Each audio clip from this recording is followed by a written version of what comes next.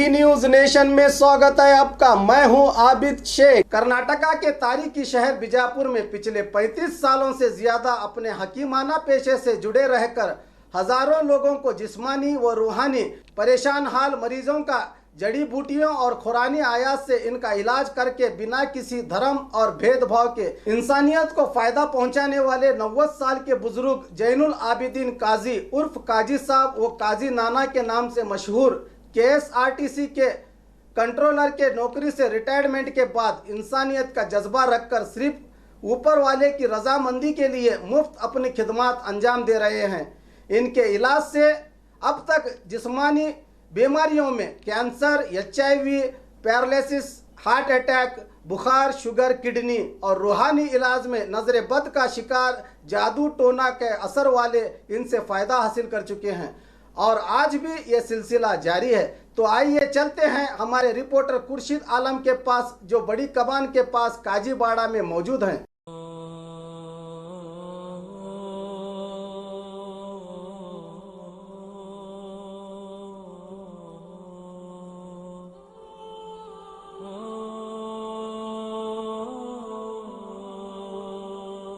हज़ारों साल नरगिस अपनी बेनूरी पे रोती रही, बड़ी मुश्किल से होता है चमन में दीदावर पैदा।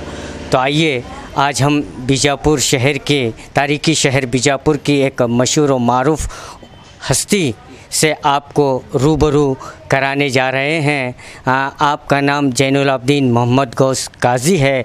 आप पेशे से जो है कंडक्टर थे। रिटायरमेंट होने के बाद आपने जो है हकीम गुरमुटकल साहब की निगरानी में रहकर कुछ रूहानी इलाज और इसके अलावा कुछ कीमियाई इलाज और बहुत सी चीज़ें उनकी निगरानी में रहकर सीखें और उनके इंतकाल के बाद आप ख़ुद जो है यहाँ पर ख़िदमत अंजाम दे रहे हैं। आपके हाथों में वो शिफात अल्लाह ताला ने दी है कि जिस किसी के लिए भी दुआ के लिए उठ जाते हैं वो उनकी दुआ कबूल हो जाती है। और यहाँ से जो है गरीब लोग जो है, गरीब हो अमीर हो, हिंदू मुस्लिम, बिना भेदभाव के हर धर्म के मानने वाले जो है आज यहाँ पर आते हैं। हज़ारों की तादाद में लोग आते हैं, सैकड़ों की तादाद में आते हैं और इनकी दुआओं से, इनकी रूहानी इलाज से जो है फैज़याब होते जाते हैं। और ख़ास कर जो है शहर बीजापुर में जो है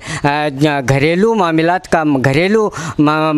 हो या कहीं पर चोरी हुई हो या नज़र बद का असर हो या जो भी छोटा मोटा मामला हो, घर के मसाइल हो, तो अब एक जहन में लोगों के बात आती है काजी साहब।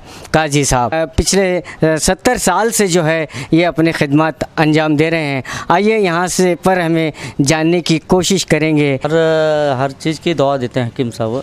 मेरे इलाज के वास्ते मैं आया था। कितने दिन से? ऐसा तो मैं बचपन से जानता हूँ। बचपन से जानते? हाँ। इलाज की दवा देते हैं? दवा देते हैं, दुआ भी करते हैं। दुआ और दवा में दोनों असर है, बहुत शिफात है। ನಾ ಅಲ್ತಾಫ್ ಅಂತೇಳಿ ನಾ ಬೆಳಗಾಂ ಡಿಸ್ಟ್ರಿಕ್ಟ್ ಇಟ್ಕಲ್ ಡ್ಯಾಮ್ನಿಂದ ಬಂದಿದ್ದೇನೆ. ನಮ್ಮ ತಾಯಿಯವರಿಗೆ ಕಿಡ್ನಿ ಫೇಲ್ ಆಯ್ತು ಅಂತೇಳಿ ಡಾಕ್ಟ್ರೆಲ್ಲ ಹೇಳಿದರು. ಆಮೇಲೆ ಇಲ್ಲಿ ಬಂದು ಅವರು ಔಷಧ ಕೊಟ್ಟರು. ಡಾಕ್ಟರ್ ಅವ್ರು ಹೇಳಿದರು ಭಾಳ ಅದರ 6 ತಿಂಗಳ ಇದು ಇರ್ತದೆ ಅಂಥೇಳಿ.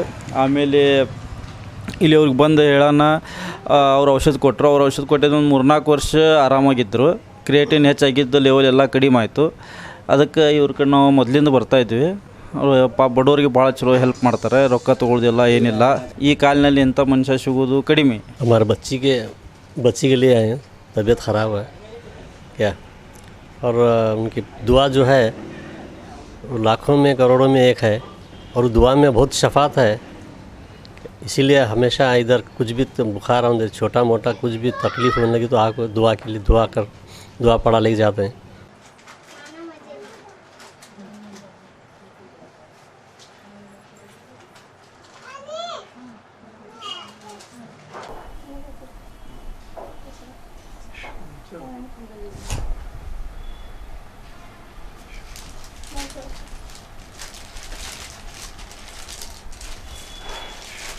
कैसे पैदा हुआ? वही एसटी में कंडक्टर की नौकरी करता था पहले। करते करते हमारा माहौल बराबर नहीं था वहाँ।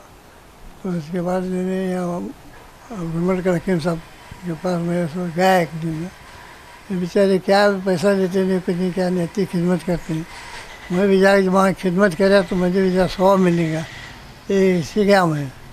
जाते जाते मुझे एक शौक़ पैदा हो गया। पहले वो जरा नमाज की बहुत कायल है, हमें भी कायल है। 5 वक्त नमाज पढ़ने का, वहाँ से रात को 11-12 बजे तक का ड्यूटी कर जाने का। वहाँ से 1975 में मैं कंट्रोलर हो गया। कंट्रोलर हो जाने के बाद में मुझे एक फिक्स सुबह की ड्यूटी मिलती थी, तो ऊपर से वहाँ जाता था। उनके इंतकाल के बाद 1987 से यहाँ करने लगा हूँ। और ये सब मरीजों को मैं भी यहाँ 25-30-40 साल तक फ्री दवा दे हूँ।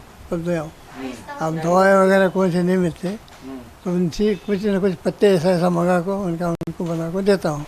ये शौक़ पैदा हुआ मुझे, उसी मेरी भी तबीयत अच्छी होगी और मुझे भी अल्लाह कुछ इज्जत देगा। यही एक मकसद है, दूसरा क्या भी नहीं। अगर मैं ऐसा कमाने रहा था करोड़पति बन जाता। दवा कुछ ऐसे जंगल से मंगा लेते हैं, मंगाने को बना के देते हैं।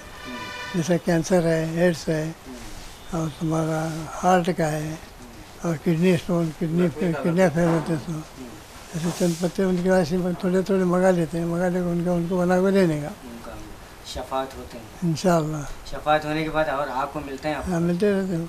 बहुत बाहर के बहुत आते हैं, और सांगली, मिरिज, कोल्हापुर, इचलकरंजी, हमारा क्या कौन सा कुर्सी।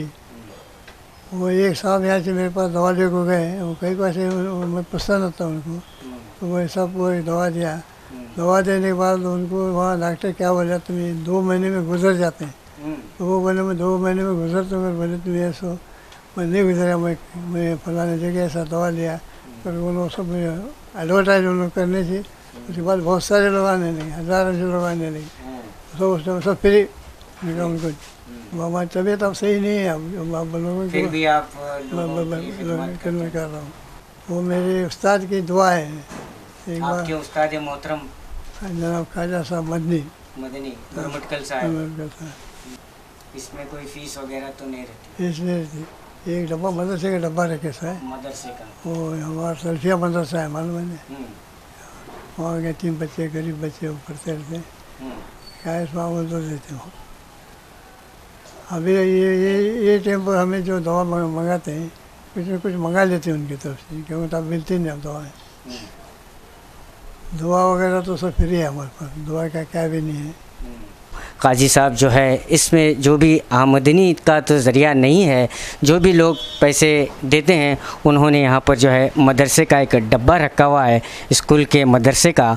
वो जो भी आमदनी खुशी से 10-5 रुपये जो भी लोग इसमें अपने हाथों से डालते हैं, वो जो है मदरसे को ये चंदा समझकर ये जो है काजी साहब अपनी ओर से मदरसे को दे देते हैं। और हज़ारों लोग जो है यहाँ से शफा होकर जा रहे हैं। कैमरामैन प्रशांत के साथ Khurshid Alam, B news nation, Bijapur.